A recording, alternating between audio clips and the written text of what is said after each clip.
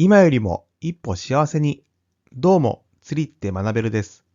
今回はこれからハイシーズンに入るアマダイの釣り方について解説していきたいと思います。この後、順を追って説明していきますが、アマダイは釣り方のゲーム性が高くて、食べても非常に美味しい、家族にもめちゃくちゃ喜ばれる魚です。釣りに行くといった時の家族の視線、厳しいですよね。これを視聴してくれている世のお父さん、これを釣って帰れば家族に冷たい目で見られなくて済みますよ。ということで本日の目次です。アマダイとは、アマダイ釣りのタックル。アマダイの釣り方の順に解説していきます。動画の最後には特典パートとしてアマダイのおすすめレシピをお伝えしますので、最後までご覧いただけたら幸いです。それでは本編に入ります。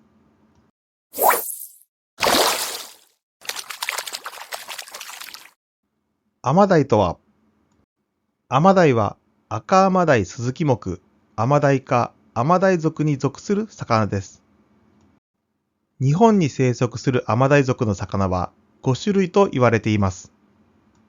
このうち花アマダイとスミツキアマダイは分布域が沖縄や男女群島近海と非常に限られているので、私たちがお目にかかる可能性があるのは赤アマダイ、白アマダイ、黄アマダイの3種類です。つまり単にアマダイという魚がいるわけではなく、最も一般的な赤アマダイのことを指します。アマダイの仲間はいずれも砂泥地を好み、器用に穴を掘って暮らしています。主食は魚介類や甲殻類などで、後ほど改めて説明しますが、釣り餌もオキアミを使用します。アマダイは種類によって生息する水深が違って、白アマダイで30メートルから100メートル、赤アマダイで50メートルから150メートル、黄アマダイは100メートルから300メートルとなっています。そして一番大きくなるのが100尾から150尾に1尾釣れるか釣れないかと言われている幻の白アマダイです。60センチを超える個体もあるというから相当な迫力ですね。まあ白といってもグレーがかった薄いピンクであまり綺麗な色ではないのですが、実際はキログラム1万5000円から3万円は下らない超高級魚なので、見た目で判断してはいけません。家族を説得してでも行きたくなってしまいますよね。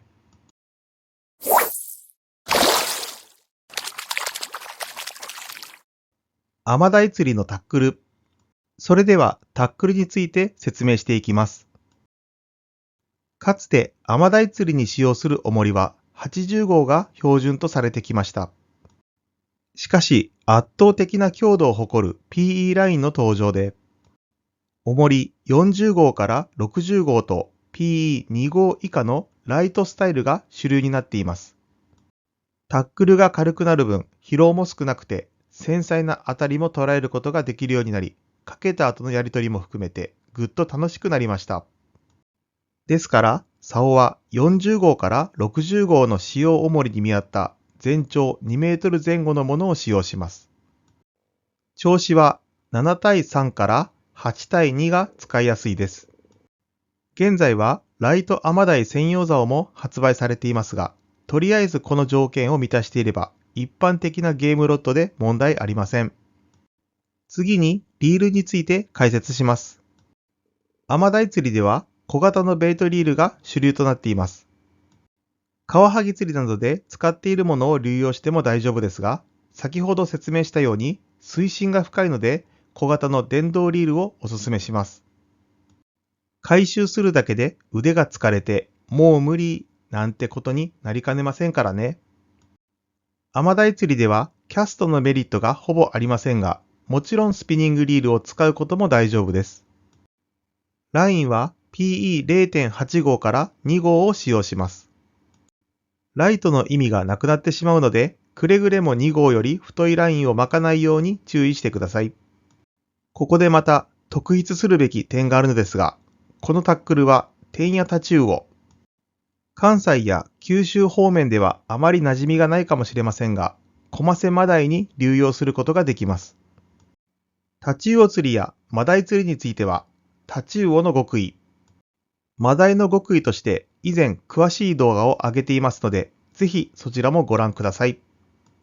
つまり、このタックルを揃えることができれば、一年中釣り物に困らなくなるのです。最高だと思いませんか？アマダイの仕掛けは全長2メートル、ハリス2号から3号の片天秤2本針が基本です。市販のものを使用して問題ありません。市販の仕掛けの多くは枝巣の接続に親子サルカンなどを使用しています。サルカンを使用することで、よれや絡みを防ぐほか、パーツを分解できるので、傷んだ部分だけを交換できるメリットがあります。アマダイ用の針は、チヌ3号から4号、マルカイズ12号から13号などが好まれますが、市販のものはセットになっていますので、そのまま使用して問題ありません。そして、アマダイ釣りでは天秤を使用します。ライトアマダイ用のライト天秤も存在しますが、一般的な天秤で問題ありません。これは船宿が根がかりして紛失した場合のみ買い取りという形で無料で貸してくれることが多いので、改めて購入する必要はありませんが、必ず船宿に確認してください。重りについては40号から60号を PE ラインの号数によって使い分けますが、その日の混雑具合や潮の速さに大きく影響されるので、必ず船長に確認するか、もしくは船宿を予約する際に確認するのが確実です。でないと、隣の人とすぐお祭りして釣りどころではなくなってしまいますので注意してください。ちなみにタングステン製の重りもありますが、40号で4000円もするので、ロストした際はわかりますよね。持ち物としては、クーラーボックス20リットル、竿掛け、貸し出しあり、目ごちばさみ、針外し、ハサミ、絶対、プライヤー、ナイフ、タオルなどがあればできますので、大きなタックルボックスも必要ありません。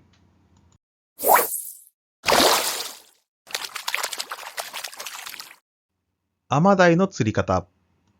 タックルも分かったところで、アマダイの釣り方について解説していきます。まず餌は先ほど少し触れましたが、オキアミを使います。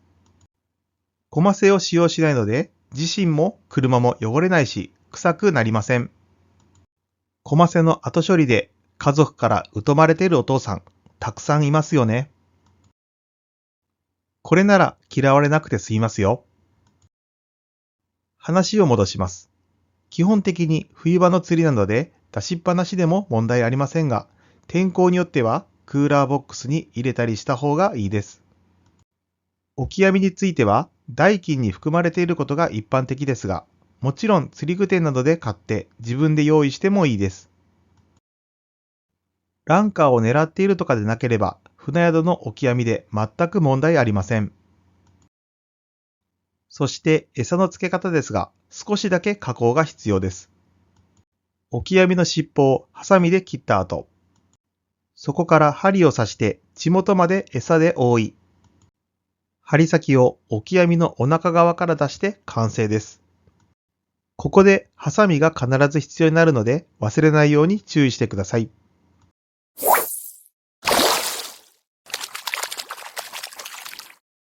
それでは実釣方法を解説していきます。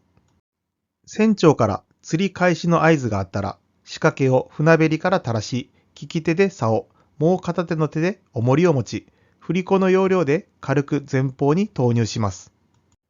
慣れないうちは仕掛けを投入してから重りを落とした方がやりやすいです。重りが底についたら糸吹けを素早く巻き取り、仕掛けが落ち着くまで10秒ほど待ちます。ここからアマダイ釣りの面白いところです。海底の感触を確かめるように重りで海底を数回こづきます。この時発生する音、振動、煙幕でアマダイにアピールするのです。そして竿先を海面まで下げて糸吹けを取った状態から1メートル巻き上げてここを起点とします。全長2メートルの仕掛けならここで枝張りが海底から浮き上がっているイメージです。そしてここですぐにココンという繊細な当たりが出ることが多いので、気を抜けないと同時に最も興奮する場面です。ここで当たりが出なかった場合、仕掛けを再度落とし込むのではなく、引き上げるように1メートル上げます。今度は先針が海底から離れるイメージです。ここでも当たりがなければ、餌がゆらゆらと落下する様子をイメージしながら、ゆっくりと1メートル下ろします。ここでも当たりがなければ、ゆっくり1メートル引き上げます。基本的にこの動作の繰り返しです。ポイントは比較的平坦な砂泥地とはいえ、傾斜のある場所、駆け上がりを好む傾向があるので、誘いを何度か繰り返したら、底立ちを取り直し、最初の小突きから再スタートさせます。そして誘いが少なすぎても多すぎてもヒット率が低くなるのがこの釣りの奥深いところ。その時々の正解の誘い方を見つけていくことが超過アップにつながります。この釣りでは5分に1回は仕掛けを取り込み、オキ網をどんどん交換した方がいい超過につながります。アマダイの合わせ方は先ほど繊細な当たりがあると説明しましたが、少しでも違和感を感じたら基本的に即合わせしてください。それがダメなら一呼吸置くパターンで試してみてください。アマダイは大型にもなるとマダイの三段引きにも似た強烈な突っ込みを見せます。大型ほどバレやすいので最初の20メートルほどは手で巻いて、その後電動で巻き取った方が無難です。ここで頭の片隅に入れておいてほしい重宝があります。それは置き竿重宝です。基本的にアマダイ釣りは釣れる釣りですが、妙に当たりが遠い日があるのも事実で、普通渋ければ渋いほど誘いに力を入れるのが釣り人の差がというもの。しかしアマダイ釣りの場合は頑張れば頑張るほど逆効果となるケースが多いです。なので初心者が竿頭になったりするケースがあるのもこの釣りの面白いところと言えます。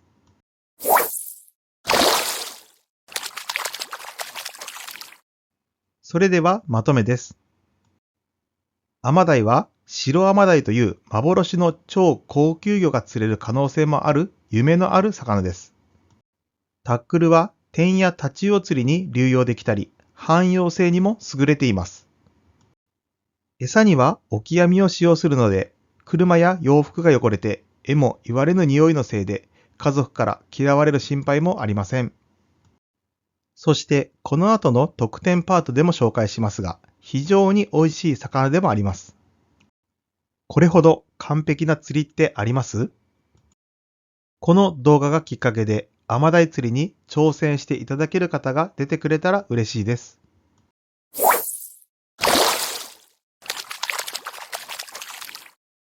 それでは特典パートに入ります。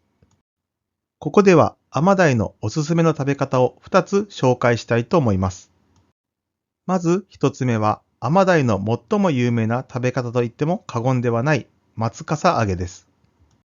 これは魚の鱗をつけたまま高温の油で揚げた料理です。鱗が立つことで松ぼっくりのような見た目に似ているためこう呼ばれています。その食感は見た通りサクサクでかつ身はふんわりとしており、アマダイでしかできない調理方法なので一度食べてみることをお勧めします。そして2つ目は昆布締めです。アマダイは非常に美味しい魚ではありますが、水っぽさがある魚でもあります。そこで昆布締めにして熟成させることで適度に水分を抜きつつ、旨味が最大限に引き出されます。昆布締めされた刺身はツヤがあり、程よく引き締まった身は甘みも強く、こちらもぜひ一度食べてほしい食べ方です。他にもおすすめの食べ方があるよという方は、ぜひコメント欄に書いていただけたらと思います。釣りって学べるには、Discord を使った釣りコミュニティ、釣りシティもございます。ジャンル問わず釣り好き同士が集まる仮想都市を目指しております。動画内の超過報告などもこのコミュニティで募集しています。あなたも住人となり、今よりも幸せな釣り生活を送ってみてはいかがですか？登録方法と招待リンクを説明欄に貼っております。説明の通りに操作していただければすぐに登録も終わりますので、こちらも合わせてよろしくお願いいたします。釣りって学べるは公式 LINE もございます。個別相談や情報発信の場として活用しております。こちらもリンクを説明欄に貼っておりますので、リンクをクリックして友達登録するだけなので簡単です。さらにオリジナルステッカーやキーホルダーも販売しています。こちらも説明欄のリンクから購入ページに飛ぶことができますので、よろしくお願いいたします。釣り場でタックルボックスに貼っている人を見かけようものなら泣いて喜びます。釣りって学べるは今よりも一歩幸せにをテーマに5つの力を身につける授業を配信しております。釣り具や釣り場を選ぶ力、潮や天候を読む力、状況に合わせて変える力、魚を釣る力、釣り場を守る力。今日が人生で一番楽しい日です。釣りは参考になることはあっても答えはありません。自分の頭で考えて行動して改善していくことが釣りの上達や楽しさに結びつくと思います。